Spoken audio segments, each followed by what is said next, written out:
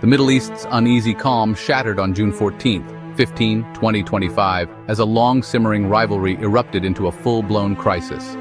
For years, tensions had simmered beneath the surface, but this weekend marked a turning point that would be felt across the globe. Israel and Iran's shadow war, once fought in the shadows through proxies and covert sabotage, exploded into open conflict for the world to see. The skies above the region filled with the roar of fighter jets and the thunder of explosions. Years of clandestine operations and indirect skirmishes gave way to direct missile strikes and relentless air raids, plunging millions of civilians into chaos and fear. Streets that were once bustling emptied in moments as families scrambled for safety. Israel launched a sudden, highly coordinated assault on Iran's nuclear and military infrastructure, aiming to cripple its strategic capabilities before they could be used. The precision and scale of the attack stunned observers and sent shockwaves through the region. The world watched in alarm, uncertain if this was a limited operation or the start of a much larger regional war. Emergency meetings were called, and newsrooms buzzed with speculation about what would come next. Iran's response was immediate and fierce. Waves of missiles and drones rained down on Israeli cities, testing the limits of Israel's advanced air defenses. Sirens blared through the night as explosions lit up the sky, and the Iron Dome system worked overtime to intercept incoming threats. For the first time, both nations' populations faced the terror of state-on-state warfare in their own neighborhoods. Ordinary people, caught in the crossfire, huddled in bomb shelters and prayed for the safety of their loved ones. The old rules of engagement were gone. Both sides now openly targeted each other's heartlands, raising the stakes for the entire region. The devastation was visible in city centers, as smoke rose from bombed neighborhoods and military convoys rushed to reinforce defenses. With every strike and counterstrike, the risk of a catastrophic escalation loomed larger than ever. The world could only watch and hope that cooler heads would prevail before the conflict spiraled completely out of control. Israel's operation was swift and surgical, zeroing in on Iran's nuclear program and military command. Airstrikes devastated above-ground structures at the Natanz facility, signaling Israel's reach and intent. Key oil refineries and the South Pars gas field were hit, igniting fires and crippling Iran's energy sector. The strikes also targeted top Revolutionary Guard commanders and nuclear scientists, aiming to disrupt Iran's chain of command. Iran confirmed heavy casualties among military personnel, while chaos rippled through its leadership. Israeli leaders framed the attack as a preemptive strike to prevent a nuclear-armed Iran, vowing to continue until the threat was neutralized. The gamble, a decisive blow now to avoid a far deadlier conflict later. But the cost, human and economic, was already staggering. Iran's retaliation was relentless, a coordinated barrage of missiles and drones unleashed in the dead of night, targeting Israeli cities and key military installations with precision and fury. The skies above the region lit up as hundreds of projectiles streaked toward their targets, marking one of the most intense escalations in recent memory.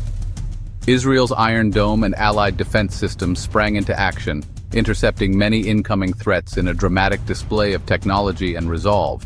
Yet despite their best efforts, some missiles and drones broke through the defenses, striking residential neighborhoods and military zones, leaving behind scenes of destruction, chaos, and panic. Major urban centers like Tel Aviv and Haifa were hit, their skylines scarred by smoke and fire. Iran's message was clear. It could reach deep into Israel's heartland, aiming to deter further Israeli attacks and shift the balance of power in the region.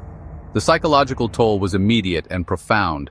Millions of Israelis rushed to shelters, families huddled underground as sirens wailed above. Daily life ground to a halt, schools closed, streets emptied, and a sense of fear and uncertainty gripped the nation like never before. In Tehran, the mood was starkly different.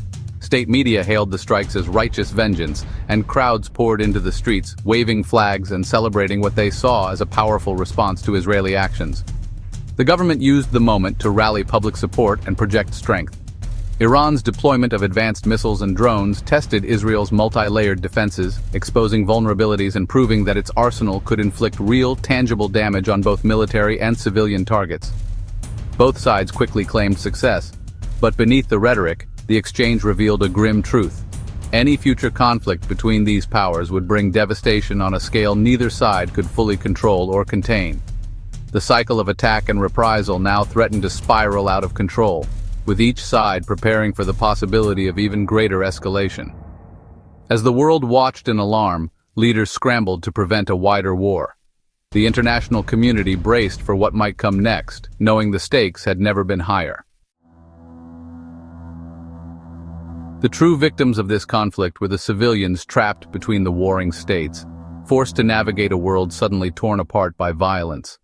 For many, daily life was shattered in an instant, replaced by fear, confusion, and the desperate need to survive. In Israel, a missile strike on a Bat Yam apartment block killed 7, including children, and left hundreds injured. The blast ripped through homes, scattering debris and leaving families searching for loved ones in the chaos. The sound of sirens and cries for help echoed through the streets as neighbors rushed to assist one another. Entire families were lost in northern towns, and emergency crews worked through the night to rescue survivors from rubble.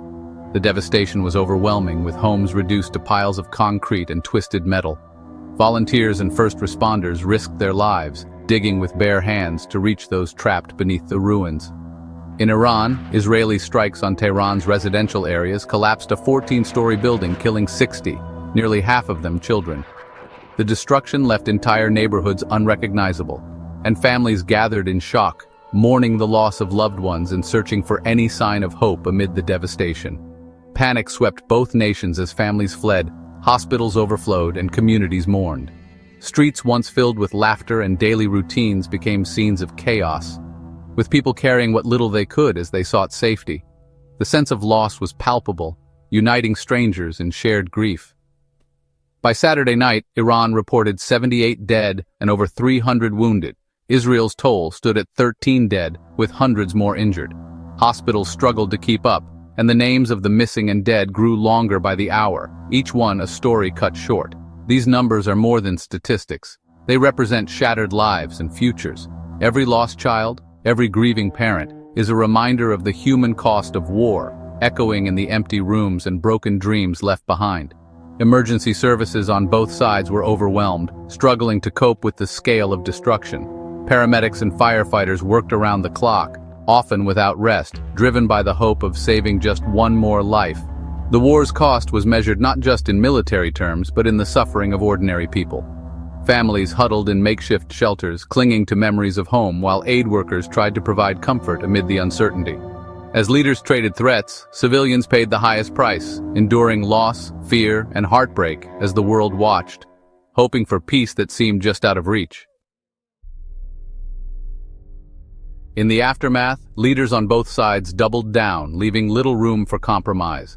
Israeli Prime Minister Netanyahu vowed to strike every target of Iran's regime, framing the conflict as existential. Defense Minister Katz warned of more strikes and urged Iranian civilians to evacuate military zones. Iran's Foreign Minister Araghchi insisted their attacks were justified self-defense and threatened to target any nation aiding Israel. The U.S. issued stern warnings to Iran while hinting at possible diplomacy, a delicate balancing act to avoid direct war. The U.K. raised its travel advisory and deployed jets, signaling readiness to support allies if needed. International rhetoric grew sharper, and the risk of a wider conflict increased. The world watched as the battle lines hardened. The Israel-Iran clash sent shockwaves worldwide, with urgent calls for restraint and fears of regional war. The UN Security Council was paralyzed by division, while Iran accused the West of hypocrisy and sought mediation through Oman and Qatar. European leaders, alarmed by the risk of escalation and refugee crises, urged de-escalation but struggled to influence events. Israel's ambassador to the UK claimed the strikes protected global security, but most European capitals worried about the fallout. The cycle of retaliation threatened to draw in neighboring countries and trigger a multi-front war. One miscalculation could ignite a conflict far beyond the region. The world anxiously hoped for diplomacy to prevail before catastrophe struck.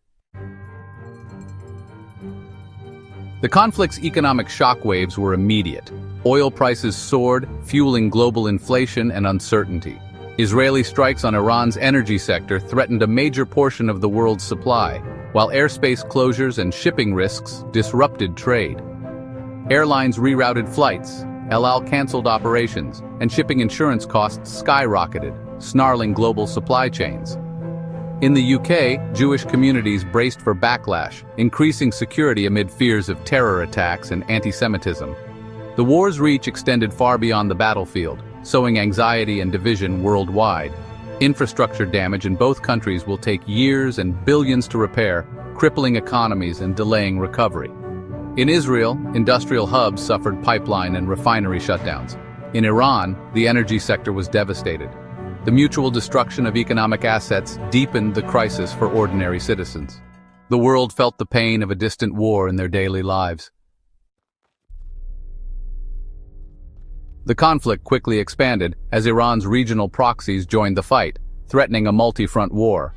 Yemen's Houthis launched missiles at Israel, opening a new southern front and stretching Israeli defenses.